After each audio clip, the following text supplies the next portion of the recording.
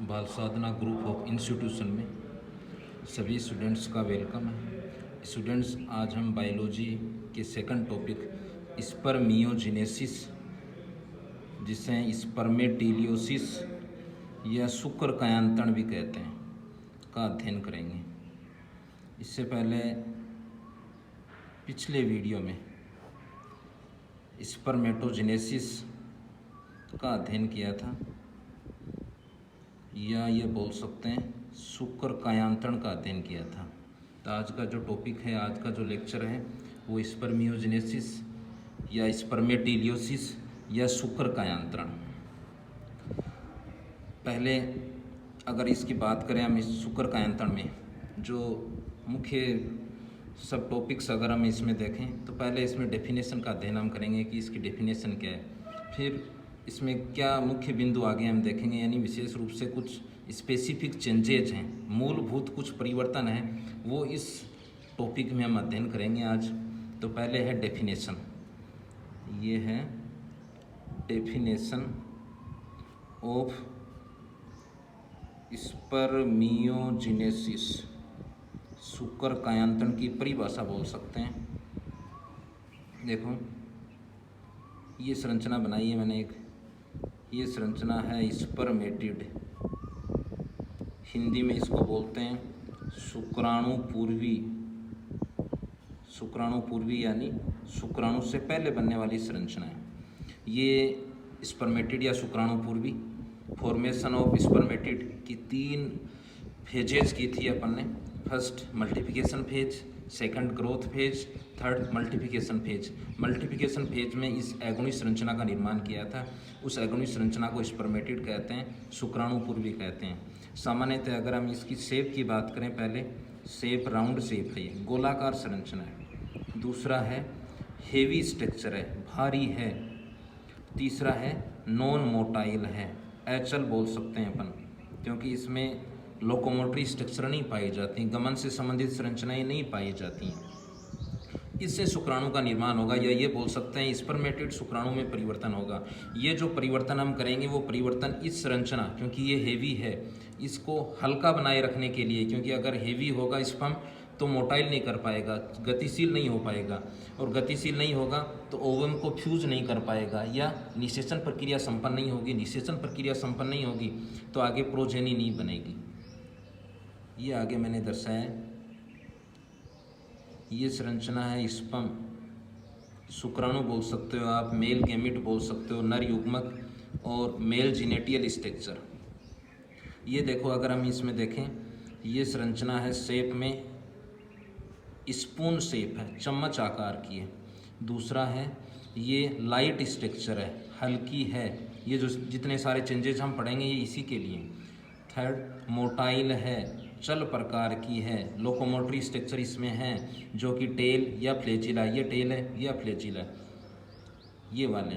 अब देखो, दोनों में अगर हम कुछ बिंदु देखें, पहले दोनों में अगर सिमिलरिटीज क्या है, ये भी हेप्लॉइड है, ये भी हेप्लॉइड है, ये भी एगोनी संरचना है, ये भी एगोनी संरचना है।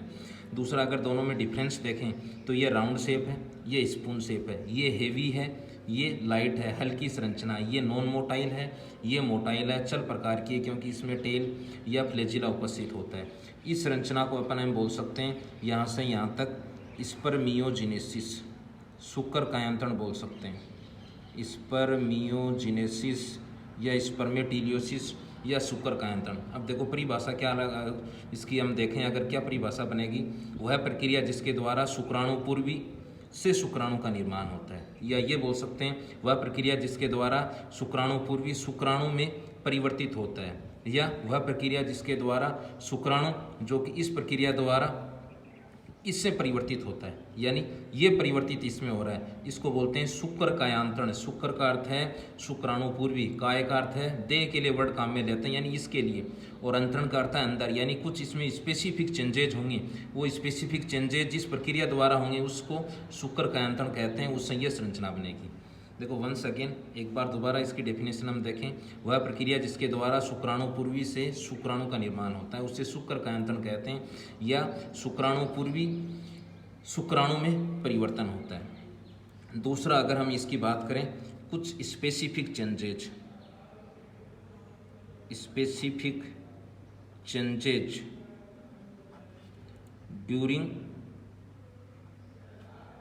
स्पर्मियोजेनेसिस, शुक्र कायांतरण के दौरान कौन कौन से मूलभूत परिवर्तन होते हैं, कौन कौन से स्पेसिफिक चेंजेज होते हैं, वो स्पेसिफिक चेंजेज इस टॉपिक में अपना हम पढ़ेंगे। पहला है, ध्यान ये रखना है स्टूडेंट्स, जितने सारे मूलभूत चेंजेज हम पढ़ेंगे, स्पेसिफिक चेंजेज हम पढ़ेंगे, सभी इसको लाइट बनाए रखने के लिए, यानी स्पर्म हल्का बनाए रखने के लिए, क्योंकि अगर हेवी होगा तो मोटाइल नहीं होगा तो ओवम को फ्यूज नहीं कर पाएगा, अंडाणु को निषेचित नहीं कर पाता है। ऐसी स्थिति में कुछ अति आवश्यक पदार्थ इसमें उपस्थित होते हैं, जैसे डीएनए उपस्थित होता है, कुछ अंश में इसमें प्रोटीन पाई जाती है, आगे स्पर्म की स्ट्रक्चर में हम पढ़ेंगे प्रोटामीन, इसके अलावा आरएनए, जितने सारे हैं जल सभी बाहर निकाल दिए जाते हैं या निष्कासित कर दिए जाते हैं।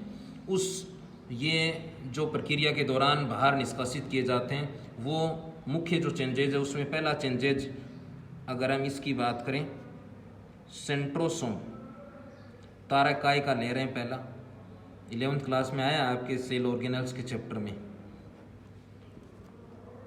विदाउट मेम्ब्रेन सेल ऑर्गेनल्स है, यानी झिल्ली रहित कोशिकांग है, कार्ट व्हील सेल ऑर्गेनल्स भी बोलते हैं, यानी बैलगाड़ी के पहिए समान ये संरचना है।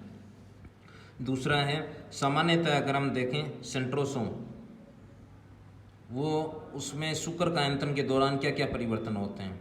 देखो, ड्यूरिंग स्पर्मियोजेनेसिस, शुक्र कायांतरण के दौरान, शुक्र कायांतरण के दौरान सेंट्रोसोम मॉडिफाइड होकर रूपांतरित होकर, या ये बोल सकते हैं सेंट्रोसोम 2 सेंट्रियोल से बना होता है या इसमें उपस्थित होते हैं, जो कि कौन कौन से हैं। देखो, अगर हम सेंट्रोसोम की बात करें, ये सेंट्रोसोम 2 अगर इसमें सेंट्रियोल बनेंगे इस प्रक्रिया के दौरान या इसमें उपस्थित होते हैं।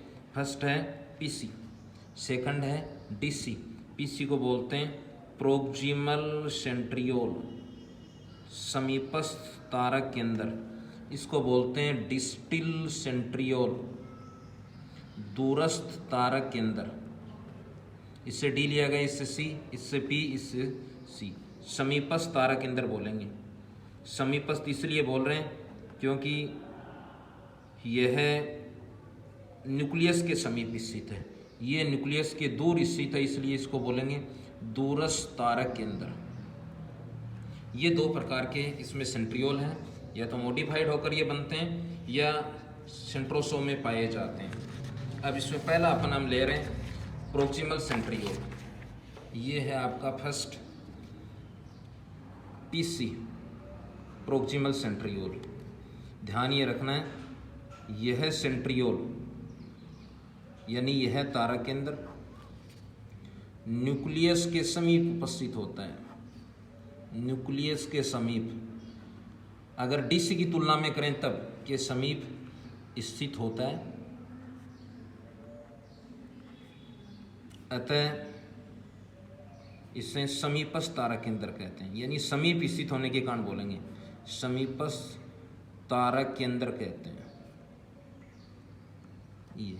अब दूसरा देखो, इसमें जो मुख्य है इसका फंक्शन कि पीसी का कार्य क्या है, ध्यान कर लेना। पीसी हेल्प्स या हेल्प इन क्लीवेज, विदलन बोलेंगे इसे, एक प्रकार का समसूत्री विभाजन है। जाइगोट में सबसे पहले होने वाली प्रक्रिया है ये प्रक्रिया ओविडक्ट से ही प्रारंभ हो जाती है, फिलोपियन ट्यूब बोल सकते हो आप। PC help in cleavage after fertilisation, निषेचन के पश्चात यह विदलन क्रिया को प्रेरित करता है। निषेचन है नर व मादा युग्मकों के फ्यूजन को, यानी fusion of male and female gamete. ये अगला चैप्टर आएगा, डिटेल में वहाँ पढ़ेंगे।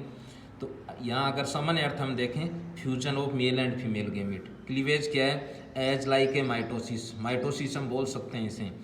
किस में होगा, जाइगोट में, यानी विदलन की प्रक्रिया को प्रेरित तो करता है ये, परंतु विदलन किस में होगा? जाइगोट में होता है। जाइगोट कब बनेगा? नर व मादा युग्मक दोनों जब फ्यूज होंगे, शुक्राणु अंडाणु के फ्यूज होने से जो संरचना बनेगी सिंगल डिप्लॉइड सेल, जिससे मानव का परिवर्तन होता है। ये प्रक्रिया कहाँ से प्रारंभ होती है? ओविडक्ट से, क्योंकि मानव में निषेचन प्रक्रिया ओविडक्ट में संपन्न होती है। मादा मनुष्य का सहायक जनन अंग है ये, फिलोपियन ट्यूब भी जिसे बोलते हैं। तो PC help in cleavage after fertilisation, यह विदलन में सहायता करता है या प्रेरित करता है, ये बोल सकते हैं अपन। दूसरा है, अगर हम 12th बुक के अनुसार हम देखें, माइटोटिक स्पिंडल, माइटोटिक तर्कु के निर्माण में भी ये सहायता करता है। दूसरा है आपका डिस्टिल सेंट्रियोल दूरस्थ तारा केंद्र। देखो नाम से स्पष्ट है, यह सेंट्रियोल न्यूक्लियस से, अगर पीसी की तुलना में कंपेयर करें, न्यूक्लियस से कुछ दूर स्थित होता है, कुछ दूर स्थित होता है।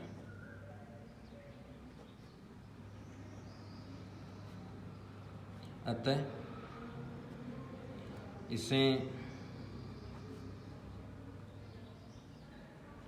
दूरस्थ तारा केंद्र कहते हैं, यानी स्थिति के बेस पर ये नामांकन किए गए।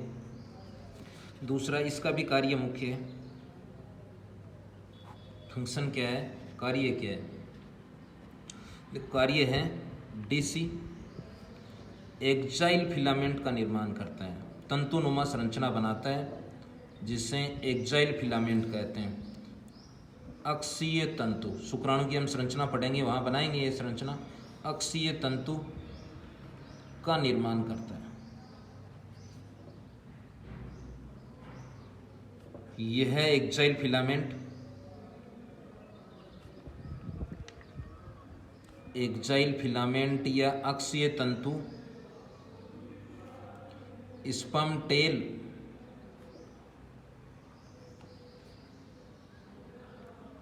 को आधार या टेल का कंकाल बनाता है, स्केल्टन बनाता है। एक्जाइल फिलामेंट क्या कर रहा है? टेल का स्केल्टन बनाता है या स्पर्म टेल को बेस प्रदान करता है, आधार प्रदान करता है। ये तो पहला स्पर्मियोजेनेसिस के दौरान परिवर्तन है। 2 सेंट्रियोल उपस्थित होते हैं सेंट्रोसोम में। फर्स्ट प्रोक्सिमल, इस स्थिति के बेस पर ये नाम रखा गया है। दूसरा डिस्टिल दूरस्थ, ये भी स्थिति के बेस पर है। इसका कार्य क्लीवेज या माइटोटिक तर्कु को स्टिमुलेट करता है या निर्माण को प्रेरित करता है। ये एक्जाइल फिलामेंट बनाता है जो टेल पार्ट को आदान प्रदान करता है या उसका स्केल्टन बनाता है। दूसरा जो चेंजेज है वो माइटोकॉन्ड्रिया का है। ये भी सेल ऑर्गेनल्स है, कोशिकांग है, double membrane bound cell organelles है। एनर्जी पावर हाउस भी इसे कहते हैं। प्लांट एनिमल सेल दोनों में उपस्थित होता है। कोलिकर बेंडा ऐसे कुछ साइंटिस्ट हैं, पिछले साल कीटों की रेखित पेशियों में इसकी खोज मानी जाती है। यहाँ स्पर्म में अगर हम बात करें तो ये भी उपस्थित होता है एनर्जी के लिए, क्योंकि ऊर्जा यहीं स्टोर रहती है, एनर्जी के लिए ये काम में लेते हैं। या अगर हम देखें क्या क्या चेंजेज होंगे ड्यूरिंग स्पर्मियोजेनेसिस, शुक्र कायांतरण के दौरान स्पर्मेटिड के माइटोकॉन्ड्रिया, देखो ध्यान ये रखना है, शुक्राणुपूर्वी में भी माइटोकॉन्ड्रिया हैं, परंतु कोई निश्चित विन्यास में व्यवस्थित नहीं है, निश्चित अरेंजमेंट नहीं है उनमें। ड्यूरिंग स्पर्मियोजेनेसिस, शुक्र कायांतरण के दौरान, ये बोल सकते हैं अपन, शुक्र कायांतरण के दौरान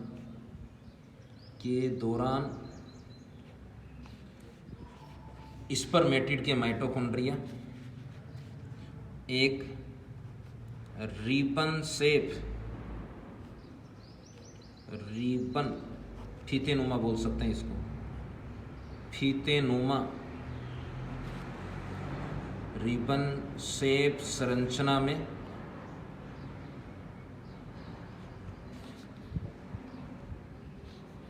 व्यवस्थित हो जाते हैं या विन्यासित हो जाते हैं, संरचना में विन्यासित हो जाते हैं। अगर इसको हम दर्शाएं, जैसे ये माइटोकॉन्ड्रिया है, किसके हैं? Mitochondria of spermatid. अंदर भी हम उसकी संरचना बनाकर भी दर्शा सकते हैं। ये जैसे स्पर्मेटिड, ये माइटोकॉन्ड्रिया डबल मेम्ब्रेन बाउंड है। किस प्रक्रिया के दौरान? स्पर्मियोजेनेसिस, शुक्र कायंत्रण के दौरान। किस रूप में? ये आगे स्पर्म की स्ट्रक्चर में हम बनाएंगे, उसके पार्ट पढ़ेंगे, हेड, नेक, मिडल पीस व टेल।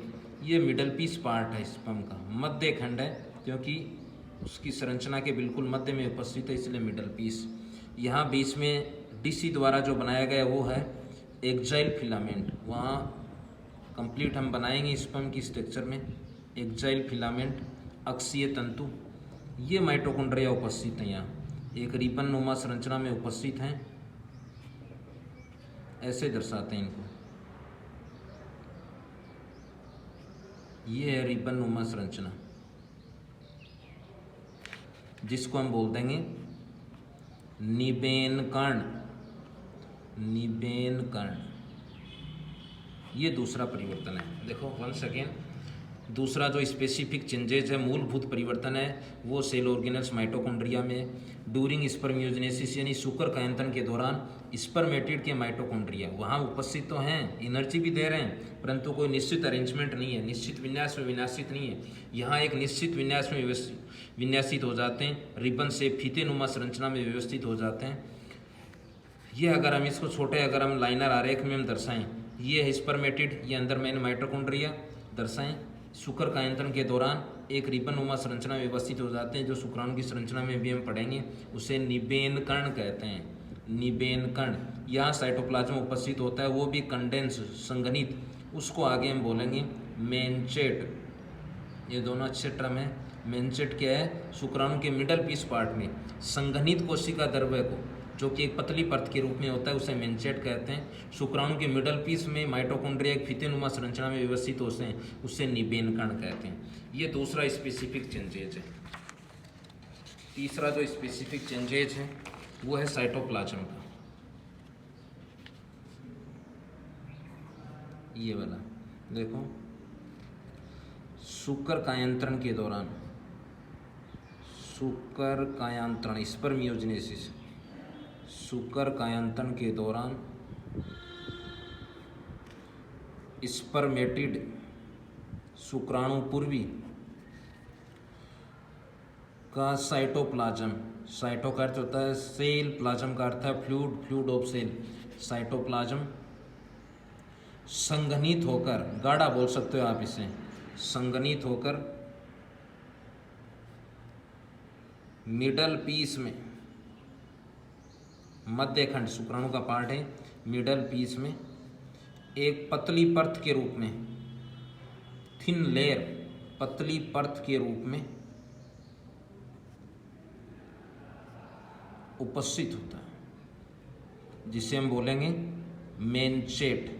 क्योंकि यदि अधिक होगा तो अधिक होगा तो इस स्पर्म हेवी होंगे तो मोटाइल नहीं हो पाता है। ये जो अभी बनाया है मेन संघनित कोशिका द्रव्य पतली परत के रूप में, जिसे हम कहते हैं मेनचेट, ये वाला मेनचेट आगे शुक्राणु की संरचना में पढ़ेंगे।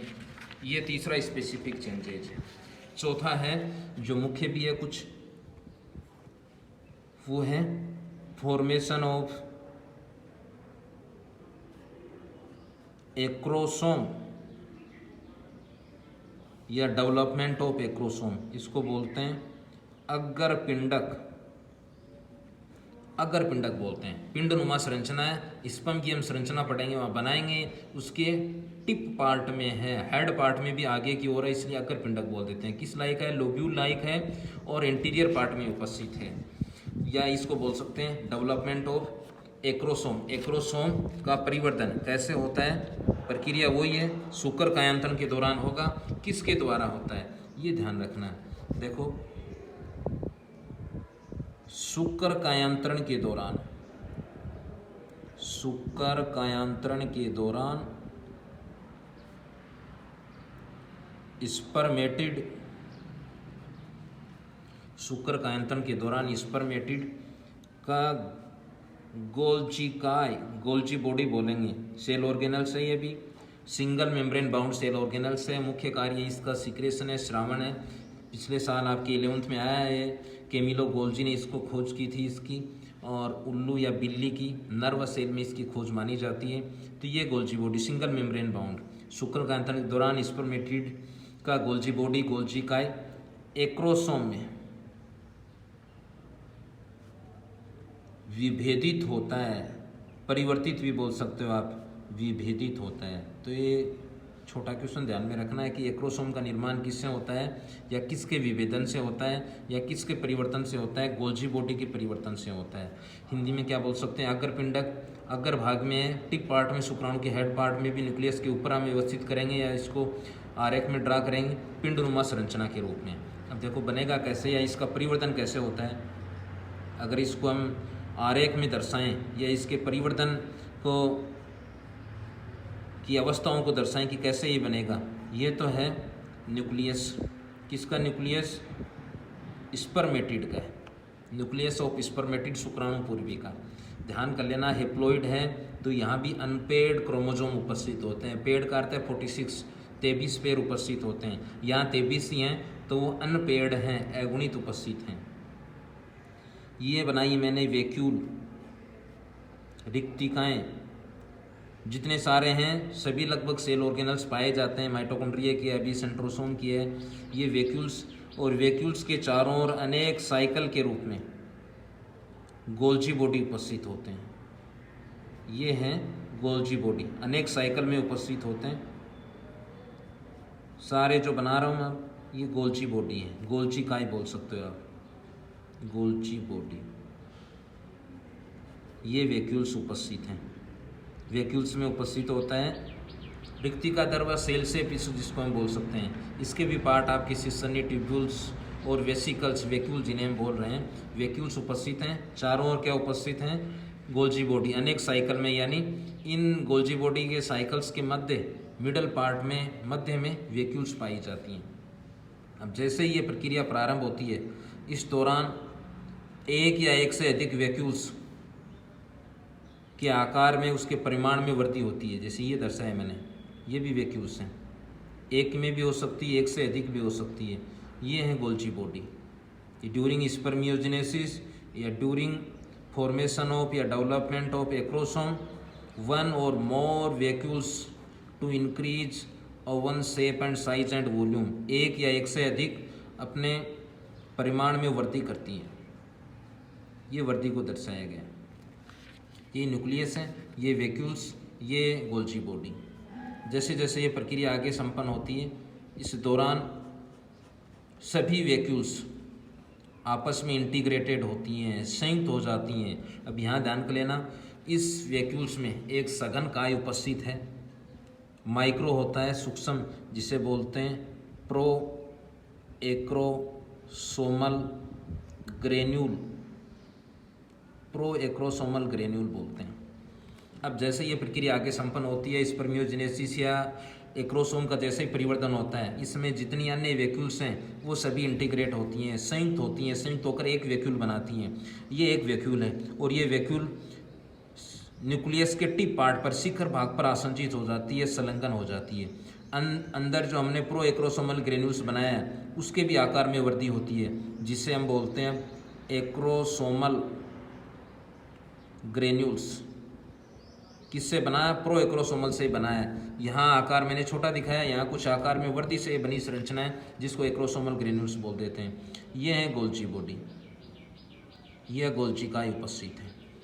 अब जैसे जैसे ये प्रक्रिया आगे संपन्न होती है, ये वैक्यूल्स जो हमने शिखर पार्ट पर, टिप पार्ट पर आसंजित किए, इसके आकार में वृद्धि होती जाती है। ये कुछ वैक्यूल्स ही हैं, ये गोल्जी बॉडी, गोल्जिकाई, निरंतर यही इसके आकार में वृद्धि होती रहती है। ये दर्शाया अपने वैक्यूल्स, ये वैक्यूल्स, ये गोल्जी बॉडी, ये न्यूक्लियस, केंद्रक, हेप्लॉइड है जो पहले बिंदु लिया अपन ने। अब जैसे जैसे ये प्रक्रिया आगे संपन्न होती है, वैक्यूल्स का आकार भी निरंतर बढ़ रहा है। वैक्यूल्स में उपस्थित जो तरल है वो भार मुक्त होता है, या बाहर निकाल दिया जाता है, ये बोल सकते हैं। यह चारों ओर एक संरचना बनाता है, स्पेसिफिक संरचना बनाता है। और साथ में एक्रोसोमल ग्रेन्यूल्स, ये एक्रोसोमल ग्रेन्यूल्स जिसे एक्रोसोम भी बोल देते हैं आगे हम, ये तरल यहाँ एक द्विपालित संरचना के रूप में व्यवस्थित हो जाता है, द्विपालित संरचना के रूप में व्यवस्थित हो जाता है। ये न्यूक्लियस, ये एक्रोसोम, अग्रपिंडक क्योंकि न्यूक्लियस के इंटीरियर पार्ट में बनाया, ये यहाँ रहेगी द्विपालित संरचना जिसे टिप भी बोलते हैं, शुक्राणु की टोपी भी बोल देते हैं जिसे, ये है द्विपालित संरचना। इस प्रकार ये संरचना का परिवर्तन होता है। ये न्यूक्लियस है, ऊपर एक्रोसोम, ये द्विपालित संरचना जिसे केप ऑफ स्पर्म भी बोल देते हैं। ये आगे शुक्राणु की संरचना में हम पढ़ेंगे स्थान परफोराटोरियम। ये सामान्यतः जैसे निषेचन प्रक्रिया संपन्न होगी, यानी स्पर्म ओवम को जैसे फ्यूज करेगा, निषेचित करेगा, उस समय एक्रोसोमल फिलामेंट ये बनाता है। तो ये है एक्रोसोम का परिवर्तन। तो देखो किससे होगा, गोल्जी बॉडी से। ये ध्यान रखना, single membrane bound cell organelles हैं। ये न्यूक्लियस लिया स्पर्मेटिड का, ये गोल्जी बॉडी अनेक साइकिल में उनके मध्य में वैक्यूल पाई जाती हैं। इन वैक्यूल्स में एक या अधिक अपने आकार में क्या कर लेती हैं, परिमाण में वृद्धि कर लेती हैं, और वृद्धि करने के फलस्वरूप जितनी अन्य वैक्यूल्स हैं वो आपस में फ्यूज होकर एक बनाती हैं, सिंगल वैक्यूल बनती है। वो वैक्यूल्स टिप पार्ट पर, शिखर भाग पर आसंजित हो जाती है। निरंतर उसके आकार में वृद्धि होती है, परिमाण में वृद्धि होती है। जैसे ही परिमाण में वृद्धि होती है, एक निश्चित शेप के पश्चात इसमें उपस्थित वैक्यूल जो फ्लूइड है, सेल शेप जिसे हम बोल सकते हैं, वैक्यूल रिक्तिका द्रव्य, वो बाहर मुक्त होता है, रिलीज किया जाता है। साथ ही ये वाला पार्ट जिसे एक्रोसोमल ग्रेन्यूल्स बोलते हैं, इससे बनता है, इसकी तुलना में बड़े आकार का है, या कुछ ये टिप पार्ट पर व्यवस्थित हो जाता है। ये द्विपाली संरचना के रूप में, कौन, रिक्तिका तरल, साथ में रिक्तिका की मेम्ब्रेन, वो एक द्विपाली संरचना के रूप में व्यवस्थित होती है जिसे शुक्राणु की टोपी भी बोलते हैं। ये एक्रोसोम, इसमें अनेकों एंजाइम उपस्थित होते हैं, अनेकों किण्वक उपस्थित होते हैं, जिसे हिंदी में किण्वक ही बोलते हैं। एंजाइम का चैप्टर भी आएगा आपके कंप्लीट। वो किण्वक क्या करेंगे, या एंजाइम क्या करेंगे, जैसे ये प्रक्रिया कौन सी होगी, निषेचन प्रक्रिया। निषेचन प्रक्रिया के दौरान अंडाणु की जो मेम्ब्रेन है, अंडाणु की जो झिल्ली है, जिसे मादा युग्मक हम कहेंगे, आगे ऊजनेसिस में पढ़ेंगे विस्तार पूर्वक, उस अंडाणु की झिल्ली को गलाने का कार्य करता है, क्योंकि इसमें अनेकों एंजाइम हैं। जैसे एक एंजाइम है हाइलुरोनिडेज, एक केटेपिन, एसिड फोस्फेटेज, एक्रोसिन, प्रोएक्रोसिन, आपकी बुक में दे रखे हैं हाइलुरोनिडेज और केटेपिन। ये जो मुख्य एंजाइम है जो कि अंडाणु की झिल्लियों को गिलाएंगे, मेम्ब्रेन को गलाने का कार्य करेंगे, डिजोल्व करेंगे, जिसमें जोना रेडिएटा और आपका जोना पेलुसुडा और कोरोना रेडिएटा, दो मेम्ब्रेन है। जोना पेलुसुडा ये एक मेम्ब्रेन के चारों ओर होती है, ट्रांसपेरेंट लेयर, और बाहर की ओर, जोना पेलुसुडा के बाहर की ओर है, वो है कोरोना रेडिएटा उपस्थित होती है। तो ये एक्रोसोम का परिवर्तन है, किस संरचना से होता है, या एक्रोसोम किस में विभेदित होता है। ये कुछ स्पेसिफिक चेंजेस थे 4। देखो अगला जो इसमें बिंदु लिया गया है वो है, ये बोल सकते हैं अपन, रेगुलेशन ऑफ स्पर्मेटोजेनेसिस या कंट्रोल ऑफ स्पर्मेटोजेनेसिस। स्पर्मेटोजेनेसिस या रेगुलेशन, शुक्र जनन प्रक्रिया नर मनुष्य में कैसे नियंत्रित होती है, कैसे इसका नियमन होता है, तो ये ध्यान कर लेना आप। स्पर्मेटोजेनेसिस, अब देखो अगर दोबारा हम पिछले ऑनलाइन क्लासेज में इसके बारे में अध्ययन किया था, स्पर्म टू जेनेसिस फॉर्मेशन, यानी फॉर्मेशन ऑफ स्पर्म नर मनुष्य में होती है, टेस्टिस में उपस्थित होती है, ये भी टेस्टिस में संपन्न होती है, वृषण जिसे बोलते हैं। एक जोड़ी हम लेंगे इसमें, स्वस्थ मनुष्य में एक जोड़ी पाए जाते हैं। स्पर्मेटोजेनेसिस शुक्र जनन का कंट्रोल, नियमन बोल सकते हैं, नियंत्रण, कंट्रोल मुख्यतः हॉर्मोन्स द्वारा। एक चैप्टर आएगा आपके एंडोक्राइन सिस्टम का, वहाँ एक विशेष प्रकार के केमिकल सब्सटेंस होते हैं, सूक्ष्म, अति सूक्ष्म मात्रा में रिलीज होते हैं, अपने लक्ष्य अंग तक कार्य करते हैं, टारगेट ऑर्गन तक कार्य करते हैं। उस चैप्टर में डिटेल में आएगा। हॉर्मोन्स, स्टार्लिंग कुछ साइंटिस्ट आएंगे जिन्होंने इसको डिस्कवर किया था। टेम्परेचर फिजिकल फैक्टर होता है, यह ध्यान कर लेना। मेंटल स्टेज, ये कुछ ऐसे कारक हैं जो स्पर्मेटोजेनेसिस को रेगुलेट करते हैं, कंट्रोल करते हैं। वंस अगेन, स्पर्मेटोजेनेसिस का कंट्रोल मुख्यतः हॉर्मोन्स, टेम्परेचर व मेंटल स्टेज द्वारा होता है, जिसमें ये केमिकल है एंडोक्राइन ग्लैंड द्वारा स्रावित होगा, ये फिजिकल फैक्टर है, ये वाला है मेंटल स्टेज, मानसिक स्थिति व्यक्ति की, यानी जिसमें ये प्रक्रिया संपन्न हो रही है, इस प्यूबरिटी एज में संपन्न होती है। अब देखो कैसे नियमन होगा। जैसे अगर हम नियमन की बात करें, इसमें पहला अगर हम लें हार्मोन, फर्स्ट ऑफ ऑल नियमन किसके द्वारा होगा? हॉर्मोन्स द्वारा। ये है स्पर्मेटोजेनेसिस, नर मनुष्य में संपन्न होने वाली मुख्य क्रिया है, टेस्टिस में संपन्न होती है। इसका नियमन मुख्य रूप से एक हार्मोन लिखा है मैंने, GnRH, इसको बोलते हैं गोनेडो टेस्टिस ओवेरी। टेस्टिस है नर मनुष्य का, मेल ह्यूमन का प्राथमिक जननांग है, प्राइमरी रिप्रोडक्टिव ऑर्गन है, मैन है, क्योंकि यहाँ से शुक्राणु का निर्माण होता है। एक ओवेरी अंडा से, वो मादा मनुष्य का, फीमेल ह्यूमन्स का प्राइमरी रिप्रोडक्टिव ऑर्गन है, मुख्य जननांग है, क्योंकि वहाँ से मादा जनिक संरचना, मादा युग्मक अंडाणु का निर्माण होता है। तो गोनेडो ट्रोपिक रिलीजिंग हार्मोन, ये इसका अगर हम देखें फुल फॉर्म भी ले सकते हैं, गोनेडोट्रोपिक रिलीजिंग हार्मोन्स, किसे कहेंगे? टेस्टिस ओवेरी, दोनों को गोनेड्स बोलते हैं। ये सामान्यतः अगर हम हार्मोन देखें, इन दो का कॉम्बिनेशन है, LH और FSH, इसको बोलते हैं फॉलिकल स्टिमुलेटिंग हार्मोन्स, इसको बोलेंगे लुटिनाइजिंग हार्मोन्स। ये आगे हम पढ़ेंगे। 3-4 इसके मुख्य फंक्शन है। एक मुख्य फंक्शन है ओव्यूलेशन को प्रेरित करता है, ये अंडोत्सर्ग प्रक्रिया को प्रेरित करता है। पिछले साल इस यहाँ से बोर्ड एग्जाम में क्वेश्चन भी आया था छोटा, कि जब RBSc सिलेबस फर्स्ट टाइम आया था NCERT के पश्चात, उस समय कि कार्पस ल्यूटियम के निर्माण में हेल्प कौन करता है? LH ही हेल्प करता है। दूसरा, ओव्यूलेशन अंडोत्सर्ग की प्रक्रिया को प्रेरित करता है। FSH follicle stimulating hormone, spermatogenesis का नियमन कंट्रोल यही करता है, मुख्य रूप से स्टिमुलेट यही करता है। ये GnRH किन किन दो का कॉम्बिनेशन है? LH FSH।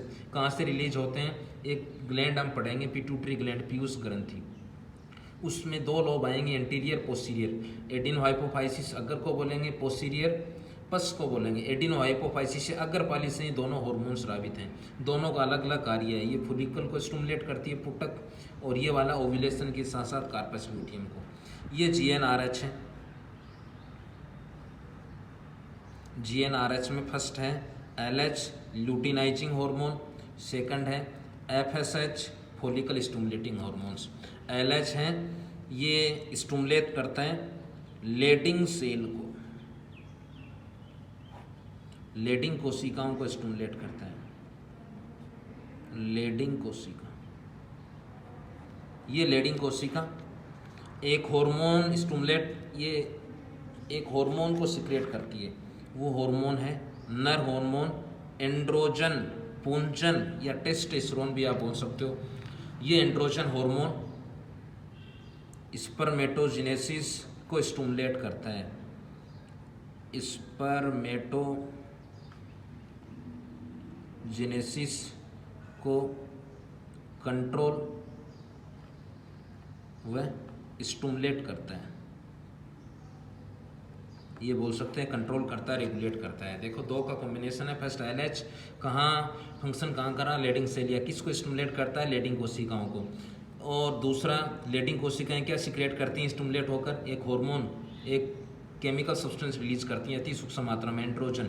ये क्या कार्य करेगा? स्पर्मेटोजेनेसिस को कंट्रोल करता है या उसको स्टिमुलेट करता है, प्रेरित करता है। दूसरा है FSH हार्मोन। FSH ये कहाँ कार्य करता है? सर्टोली सेल पर कार्य करता है, सर्टोली कोशिकाओं पर कार्य करता है। ये सर्टोली कोशिकाएं स्पर्मियोजेनेसिस को कंट्रोल करती हैं, स्पर्मियोजेनेसिस शुक्र कायंत्रण को कंट्रोल करती हैं।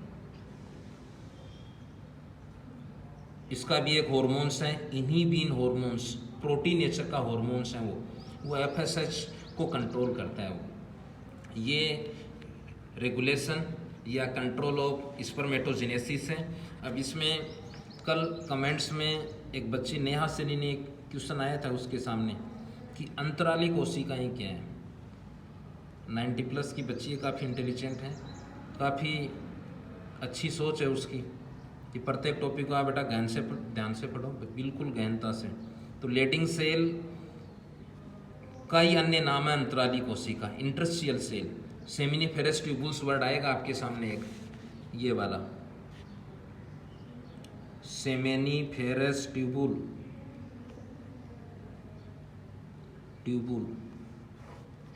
ये हैं टेस्टिस की संरचनात्मक क्रियात्मक इकाई। जैसे आपकी देखिए सेल, आगे नेफ्रॉन आएगा वो किडनी की, रीनल पार्ट की स्ट्रक्चरल फंक्शनल यूनिट है। इसी प्रकार लीवर के आएंगे आपके लिवर लोब्यूल्स, और भी आएंगे मसल्स में आएंगी सार्कोमियर्स, क्वांटोसोम आपके आएंगे क्लोरोप्लास्ट में। तो ये टेस्टिस में सबसे अधिक संख्या में ट्यूबुल लाइक संरचना पाई जाती है, सेमिनिफेरस ट्यूबुल्स। उसमें ये सेल्स हैं लेडिंग सेल्स, इंटरस्टिशियल सेल्स। ये लेडिंग सेल का अन्य नाम है अंतराली कोशिकाएं। सेमिनिफेरस ट्यूबुल्स के बीच में कुछ गैप पाया जाता है, कुछ अंतराल उपस्थित है, उस अंतराल में जो सेल पाई जाती हैं वो लेडिंग सेल हैं। अंतराली कोशिकाएं इंटरस्टिशियल सेल हैं, वो एक हार्मोन सिक्रेट करती है एंड्रोजन, वो इसी का अंतराली कोशिकाओं का है, ये इसको स्टिमुलेट करता है, कंट्रोल करता है। ये वाली दूसरी सेल है सर्टोली सेल, ये भी एक हार्मोन रिलीज करती है, इनिबिन, प्रोटीन नेचर का है, नेचर भी ध्यान में रखनी है आपको, प्रोटीन नेचर का है। ये स्पर्मियोजेनेसिस को नियमित करती हैं, कंट्रोल करती हैं। कार्य इसका ये है, कार्य भी पूछा जाता है, अच्छा कार्य इसका, विकासशील जो भी शुक्राणु हैं, डेवलपिंग स्पर्म हैं, उनको न्यूट्रिशन प्रदान करती हैं, पोषण प्रदान करती हैं, सपोर्ट प्रदान करती है, आलंबन। तो कार्य ध्यान में रखना आपको, डेवलपिंग स्पर्म, विकासशील शुक्राणुओं को पोषण प्रदान करना, न्यूट्रिशन प्रदान करना, इन सेल का कार्य है। साथ में हार्मोन भी स्रावित करती हैं, ये दूसरा कार्य है इनिबिन, प्रोटीन नेचर का। तीसरा है ये विकासशील स्पर्म को सपोर्ट भी देती हैं, आलंबन प्रदान करती हैं। ऐसा ही अब आप चैप्टर 2 में पढ़ोगे, पेज नंबर 8 पे दे रखा आपके, एक वर्ड आएगा टेपिटम। अब देखो टेपिटम है क्या, वैसे इस टॉपिक से संबंधित नहीं है, वो आपके प्लांट से संबंधित आएगा। प्लांट में आपके नर से संबंधित अगर हम अंग की बात करें, नर जन्नांग बोल सकते हो आप जिसे, वो है एंड्रोस्मियम, पुमंग। अब पुमंग की एकल इकाई है, सिंगल यूनिट ऑफ, वो है आपके स्टेमन,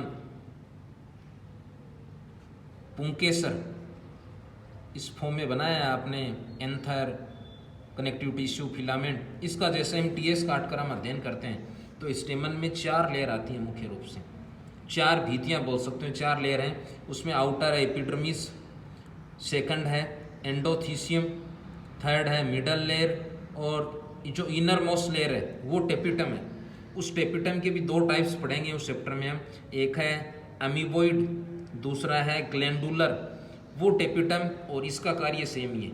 वहाँ वो पोलन ग्रेन को, जो कि प्लांट में मेल से संबंधित बोल सकते हो आप, पोलन ग्रेन को, वो भी डेवलपिंग पोलन ग्रेन को पोषण देने का कार्य टेपिटम करेगा।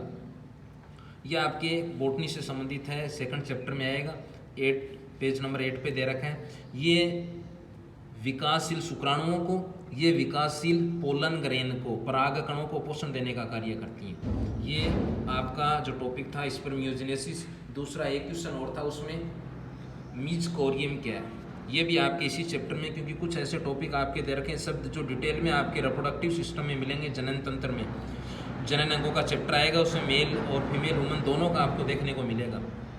उसमें देह में जो माउथ वाला पार्ट है, उस वाले पार्ट को बोलते हैं डोर्सल पार्ट। पीछे का जो पार्ट है नेक वाला, उसको बोलते हैं, आगे वाले पार्ट को वेंट्रल पार्ट, नेक वाले पार्ट को बोलते हैं डोर्सल पार्ट। नर मनुष्य में जो प्राइमरी रिप्रोडक्टिव ऑर्गन है टेस्टिस, वो एक जोड़ी होते हैं। सामान्यतः एक निश्चित एज के पश्चात, निश्चित समय में, यानी प्रेगनेंसी के दौरान, लगभग 7 मंथ्स या जन्म ड्यूरिंग बर्थ, जन्म के दौरान ये उदर गुहा से बाहर मुक्त होते हैं, बाहर उपस्थित हो जाते हैं फिर, यानी उनकी स्थिति है आउटसाइड ऑफ एब्डोमिनल कैविटी, उदर गुहा के बाहर पाए जाते हैं, एक जोड़ी होते हैं और वो जुड़े रहते हैं देह भित्ति से। मानव की जो बॉडी वाल है उससे देह से जुड़े रहते हैं, वो भी अगर हम पृष्ठ से भी जुड़े रहते हैं या वेंट्रल से जुड़े रहते हैं। उसमें आपके जो दे रखा आपकी बुक में, वो पृष्ठ देह भित्ति से टेस्टिस जुड़े रहते हैं, उस जिस संरचना द्वारा जुड़े रहते हैं उसको मीजोरकियम बोलते हैं। ये ध्यान में रखना, मीजोरकियम भी बोल देते हैं। तो वह संरचना जो कि टेस्टिस को पृष्ठ देह भित्ति से जोड़ने का कार्य करती है, उसे मीजोरकियम बोलते हैं। ये आपका है दो, जो एक तो अंतराली कोशिका का था, एक ये था मीजोथेलियम का। इसके अलावा और भी इसमें आएंगे, शुक्रजनन प्रक्रिया कब संपन्न होगी, कब कितने समय लगता है, लगभग 74 डेज लगता है। यहाँ आपके स्पर्म की जीवन अवधि के बारे में भी दे रखा है। यदि स्पर्म को हम अनुकूल परिस्थिति मिले, फेवरेबल कंडीशन मिले इस दौरान, जैसे एक तो है रेस्टिंग स्टेज में, एक है कोल्ड स्टोरेज में, अगर वहाँ रखेंगे तो कई लंबे समय तक, कई वर्षों तक स्पर्म लिविंग रह सकता है, जीवित रह सकता है। परंतु अनफेवरेबल कंडीशन में, जैसे प्रॉपर रूप से न्यूट्रिशन नहीं मिले, हाई टेम्परेचर पे, उसमें ये माना जाता है कि स्पर्म की जो लाइफ स्पान है, जीवन अवधि है, वो 55 से 60 मिनट होती है। दूसरा, अगर हम स्पर्मेटोजेनेसिस में हम बात करें इसमें, कि लगभग नर मनुष्य द्वारा ड्यूरिंग कपलेशन लगभग 200 से 300 मिलियन शुक्राणु मुक्त किए जाते हैं, एक बार में मुक्त किए जाते हैं। उन शुक्राणुओं में से लगभग 60% ऐसे स्पर्म होने चाहिए जो नॉर्मल शेप एंड साइज के हों। उनमें से भी 40% ऐसे होने चाहिए जो तीव्र गति से मोटाइल हों, तभी यह प्रक्रिया संपन्न होगी, यानी निषेचन प्रक्रिया तभी संपन्न होगी, अन्यथा नहीं होगी। यानी नर मनुष्य द्वारा लगभग 200 से 300 मिलियन शुक्राणु एक बार में मुक्त किए जाते हैं, क्योंकि नर मनुष्य में स्पर्मेटोजेनेसिस का जो लीनियर फिगर आया था आपका, उसमें अपन ने देखा था कि सभी पीजीसी भाग लेती हैं, इसलिए मिलियन की संख्या में स्पर्म बनेंगे, एक बार में वो मुक्त किए जाते हैं। और जैसे ही त्यागे जाते हैं, इस दौरान कौन से फर्टिलिटी अधिक दर्शाएंगे, निषेचन क्षमता किन में अधिक होगी, तो इसके लिए सामान्यतः यह है कि 60% सामान्य नॉर्मल शेप एंड साइज के होने चाहिए। इसके अलावा लगभग 40% हैं वो तीव्र मोटाइल होने चाहिए, तीव्र गति से गतिशील होने चाहिए, तभी वो उनमें ही निषेचन क्षमता अधिक होती है। ओवम को वो तभी फर्टिलाइज करते हैं, क्योंकि हो सकता है अनफेवरेबल कंडीशन से वो डेड कर दिए जाएँ। इसलिए इनमें लाइफ स्पेन अगर अनफेवरेबल की हम बात करें तो 55 से 60 मिनट, फेवरेबल कंडीशन में जैसे कोल्ड स्टोरेज में, रेस्टिंग स्टेज में कई वर्षों तक हो सकती है। तो नेक्स्ट डे जो हम टॉपिक लेंगे या ऑनलाइन क्लास में जो नेक्स्ट टॉपिक होगा वो स्ट्रक्चर ऑफ स्पर्म, उसमें आप भी बुक में एक बार पढ़ना बेटा। नॉर्मल ये जब फर्स्ट टाइम ये सिलेबस आया था बोर्ड का, अभी इस साल से पिछले साल, उसमें स्पर्म की स्ट्रक्चर आई है आपके बोर्ड एग्जाम में, तो उसके पार्ट हम पढ़ेंगे। हेड यानी सिर बोल सकते हो आप, नेक या नेक को मिडल पीस में दे रखा मध्य खंड। तीसरा पार्ट है टेल, जो कि लॉन्गेस्ट पार्ट है स्पर्म की संरचना का, वहाँ दोबारा आपके सामने रिपीट होंगे। निबेनगन क्या है, मेंचेट क्या है, एक्रोसोम क्या है, प्रोटामिन्स आएगी, हाइलुरोनिडेज आएगा, केटेफिन आएगा, ये टर्मिनोलॉजी वापस रिपीट होंगी। तो नेक्स्ट डे स्पर्म की स्ट्रक्चर का हम अध्ययन करेंगे। थैंक्स।